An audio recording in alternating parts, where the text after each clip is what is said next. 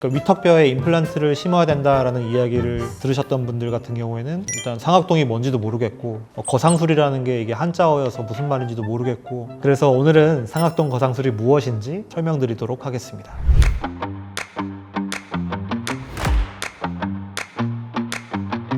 네, 안녕하세요. 치과의사 김정웅입니다. 오늘 다뤄볼 주제는 상악동 거상술입니다. 상악동 거상술에 대해서 들어보신 분들도 계시고 처음 들어보시는 분들도 계실 텐데, 그러니까 위턱뼈에 임플란트를 심어야 된다라는 이야기를 들으셨던 분들 같은 경우에는 한 번쯤은 들어보셨을 만한 이름일 것 같아요. 근데 상악동 거상술이라는 말이 조금 무섭잖아요. 일단 상악동이 뭔지도 모르겠고 거상술이라는 게 이게 한자어여서 무슨 말인지도 모르겠고, 그래서 오늘은 상악동 거상술이 무엇인지, 그리고 어떤 경우에 필요한지 실제 사례들을 보면서 좀 자세하게 설명드리고, 마지막으로 시술 후의 주의사항까지 설명드리도록 하겠습니다.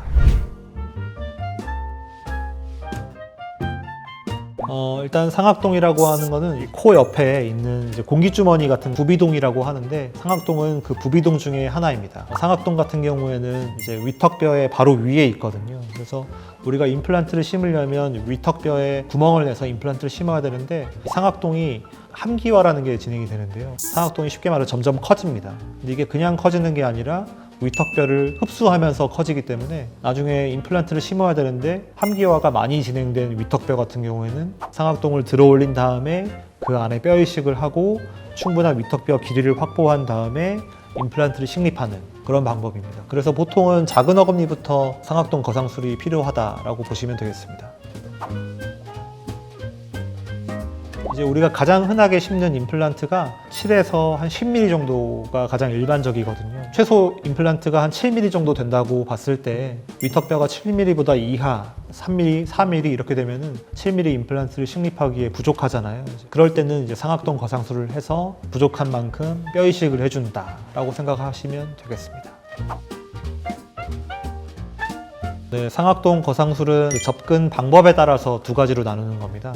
첫 번째는 치조정에서 접근한다, 치조정 접근법이 있고, 반대로 옆에서 측방에서 접근한다고 해가지고 측방 접근법이 있습니다. 그래서 어떤 경우에는 치조정 접근법을 하고 어떤 경우에는 측방 접근법을 하는지 그 기준이 있는데, 치조정 접근법 같은 경우에는 잇몸뼈가 4, 5, 6, 7, 그러니까 4mm 이상으로 남아있을 때는 치조정 접근법으로 뼈 이식을 할 수가 있습니다. 이제 임플란트를 식립하기 위해서 드릴링을 하잖아요. 그 드릴링 한 구멍을 통해서 뼈 이식을 하는 거라고 보시면 되고, 그 드릴링 한 구멍을 통해서 뼈 이식을 하는 거다 보니까 불필요한 뼈에 손상을 주거나 그러지 않는단 말이에요. 그래서 술 후 후유증, 아프고 이런 통증 이런 게 훨씬 좀 덜한 편입니다.